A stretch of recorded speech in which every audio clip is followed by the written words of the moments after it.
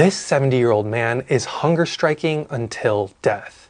His protest is in support of Indian farmers who want more subsidies from their government, but their demands go against the rules of the World Trade Organizations and challenge the interest of powerful countries like the US, Canada, and others. And I'm going to explain all of that. But first, some context. Since November 26th, farm unions have been attempting to march on New Delhi, but have been stopped at state borders by Indian police who've held them back. Since then, farmers have made encampments on the highways where they've been stopped. And one of those is at the Kanori border in Punjab, where farm union leader Jagjit Singh Dhaliwal is on hunger strike. Now, Dhaliwal and the other farmers' acts of civil disobedience build off the 2020 to 2021 Indian farmers' protests, which at its peak had more than 250 million people participate in what became known as the largest protest in human history. And while that initial protest ended with the Modi government being forced to withdraw pro-corporate agricultural reforms, it never solved the root of the issue, which is the reason why farmers are facing an epidemic of cancer, more than 10,000 debt-related suicides a year, and ecological collapse. To help make farming more sustainable, farmers are demanding for more price floor subsidies, locally known as MSP, so that they can diversify the kinds of crops that they can count on for an income. हम MSP की guarantee का कानून लेना चाहते हैं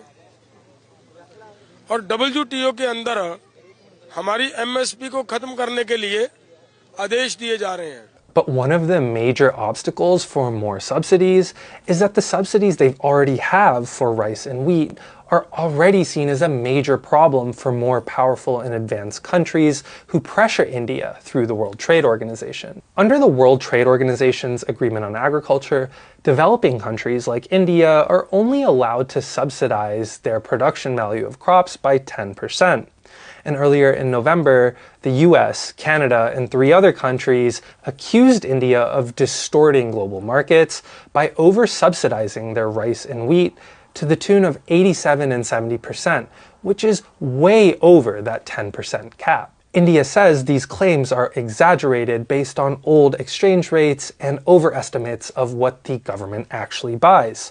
And one counterpoint that Indian analysts often make is that on a per-farmer basis, Indian farmers get less than $50 in subsidies, while the average American farmer gets more than $7,000. Now, this discrepancy, amongst others, are the reason there are many critics of the World Trade Organization from the Global South, who say that the rules of the institution were made in a way to favor advanced economies at the expense of those from the Global South. And it's the unfairness of these rules, which is the reason why leaders like Dhaliwal were advocating for India to leave the World Trade Organization's Agreement on Agriculture earlier this year.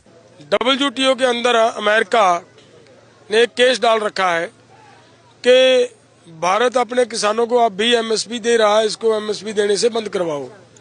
उसके लिए ये हमारी मुख्य मांग है कि WTO से agriculture sector को बाहर निकाला जाए. For now, India justifies going over its subsidy cap by invoking what's called the peace clause at the World Trade Organization.